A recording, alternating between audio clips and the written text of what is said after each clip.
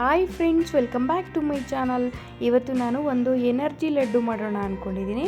ಇದು ತುಂಬಾ ಟೇಸ್ಟಿಯಾಗಿರುತ್ತೆ. ಹಾಗೆ ಒಂದು 10 ಮಿನಿಟ್ಸ್ಗೆಲ್ಲ ಮಾಡ್ಕೊಳ್ಬೋದು. ಇದು ಅಷ್ಟು ಈಸಿಯಾಗಿದೆ. ಹಾಗೆ ಇದನ್ನು ಡೈಲಿ ಒಂದೊಂದನ್ನು ತಿಂತಾಯಿದ್ರೆ ನಮಗೆ ಹೆಲ್ತ್ ಬೆನಿಫಿಟ್ಸು ತುಂಬಾ ಸಿಗುತ್ತೆ. ಈಗ ಹೇಗೆ ಮಾಡೋದು, ಇದಕ್ಕೆ ಏನೇನು ಇಂಗ್ರೀಡಿಯೆಂಟ್ಸ್ ಬೇಕಾಗುತ್ತೆ ಅಂತ ನೋಡ್ಕೊಳ್ಳೋಣ. 1 ಕಪ್ಪು ರಾಗಿ ಹಿಟ್ಟನ್ನು ತೊಗೊಂಡಿದ್ದೀನಿ. ಹಾಗೆ ಒಂದು 3/4 ಕಪ್ನಷ್ಟು ಬೆಲ್ಲ, ಹಾಗೆ ಅರ್ಧ ಕಪ್ನಷ್ಟು ಶೇಂಗಾ ಬೀಜ. ನೆಕ್ಸ್ಟು ಡ್ರೈ ಫ್ರೂಟ್ಸನ್ನು ತೊಗೊಂಡಿದ್ದೀನಿ. ಒಣ ದ್ರಾಕ್ಷಿ, ಪಿಸ್ತಾ, ಹಾಗೆ ಬಾದಾಮಿ, ಗೋಡಂಬಿ, ಪಂಪ್ಕಿನ್ ಸೀಡ್ಸ್, ಹಾಗೆ ಖರ್ಜೂರ, ಒಂದು 2 ಟೇಬಲ್ ಸ್ಪೂನು ಬಿಳಿ ಎಳ್ಳನ್ನು ತೊಗೊಂಡಿದ್ದೀನಿ.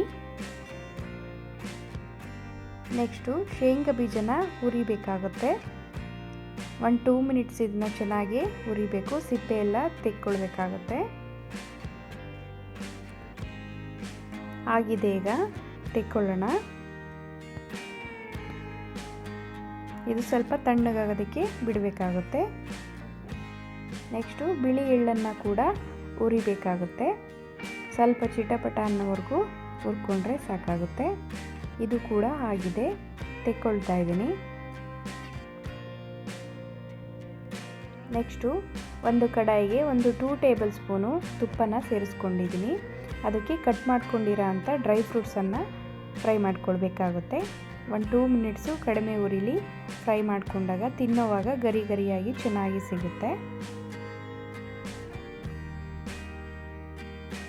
ಚೆನ್ನಾಗಿ ಫ್ರೈ ಆಗಿದೆ, ತೆಕ್ಕೊಳ್ಳೋಣ ಇದನ್ನು ಕೂಡ. ನೆಕ್ಸ್ಟು ಅದೇ ಫ್ರೈ ಪ್ಯಾನ್ಗೆ ಒಂದು 3 ಟೇಬಲ್ ಸ್ಪೂನು ತುಪ್ಪನ ಸೇರಿಸ್ಕೊಂಡಿದ್ದೀನಿ. ಹಾಗೆ 1 ಕಪ್ನಷ್ಟು ರಾಗಿ ಹಿಟ್ಟನ್ನು ಕೂಡ ಸೇರಿಸ್ಕೊಂಡು ಫುಲ್ಲು ಕಡಿಮೆ ಉರಿ ಇಟ್ಕೊಂಡು ಚೆನ್ನಾಗಿ ಫ್ರೈ ಮಾಡ್ಕೊಳ್ಬೇಕಾಗುತ್ತೆ. ಒಂದು 5 ಮಿನಿಟ್ಸ್ ಇದನ್ನು ಕಡಿಮೆ ಉರಿಲೇ ಫ್ರೈ ಮಾಡ್ಕೊಳ್ಬೇಕಾಗುತ್ತೆ.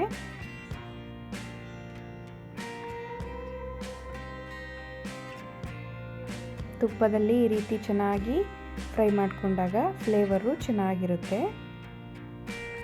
ಆಲ್ಮೋಸ್ಟ್ ಆಗಿದೆ, ತೆಕ್ಕೊಳ್ಳೋಣ ಈಗ.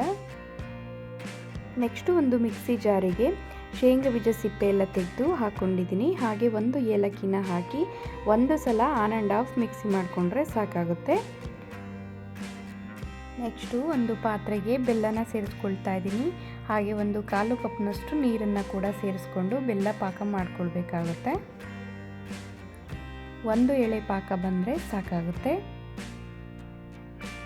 ಈಗ ರೆಡಿ ಆಗಿದೆ ಇದು.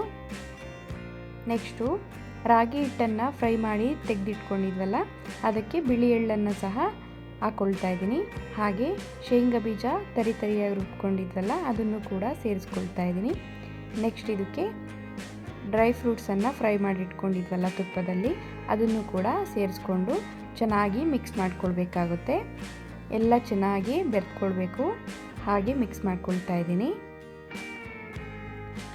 ಈ ರೀತಿ ಚೆನ್ನಾಗಿ ಮಿಕ್ಸ್ ಮಾಡ್ಕೊಂಡ ನಂತರ ಬೆಲ್ಲದ ಸಿರಪ್ಪು ಮಾಡಿಟ್ಕೊಂಡಿದ್ವಲ್ಲ, ಅದು ಬಿಸಿ ಇರುವಾಗಲೇ ಈ ಮಿಶ್ರಣಕ್ಕೆ ಸೇರಿಸ್ಕೊಳ್ಬೇಕಾಗುತ್ತೆ.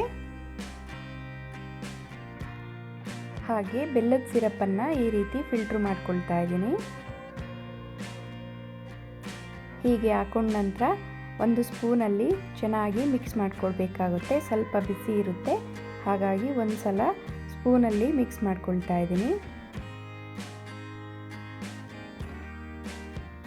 ಹಾಗೆ ಇನ್ನೂ ಸ್ವಲ್ಪ ಬೆಲ್ಲದ ಸಿರಪ್ ಬೇಕು ಅನಿಸಿದ್ರೆ ಇನ್ನೊಂದು ಸ್ವಲ್ಪ ಕೂಡ ಹಾಕ್ಕೊಳ್ಬೋದು.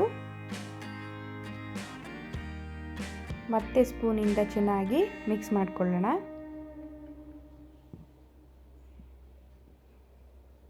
ಬೆಲ್ಲದ ಸಿರಪ್ಪು ಸಾಕಾಗುತ್ತೆ. ಈಗ ಸ್ಪೂನನ್ನು ತೆಗೆದು ಕೈಯಿಂದ ಒಂದು ಸಲ ಚೆನ್ನಾಗಿ ಮಿಕ್ಸ್ ಮಾಡ್ಕೊಳ್ಬೇಕು. ಈ ರೀತಿ ಕೈಯಿಂದ ಚೆನ್ನಾಗಿ ಒಂದು ಸಲ ಮಿಕ್ಸ್ ಮಾಡಿಕೊಂಡು ಉಂಡೆ ಮಾಡ್ಕೊಳ್ಬೇಕಾಗುತ್ತೆ. ಸ್ವಲ್ಪ ಬಿಸಿ ಬಿಸಿ ಇರುವಾಗಲೇ ಉಂಡೆನ ಕಟ್ಕೊಳ್ಬೇಕಾಗುತ್ತೆ. ಈ ರೀತಿ ಉಂಡೆ ರೆಡಿ ಆಯಿತು. ಅದೇ ರೀತಿ ಎಲ್ಲನೂ ಮಾಡ್ಕೊಳ್ಬೇಕು.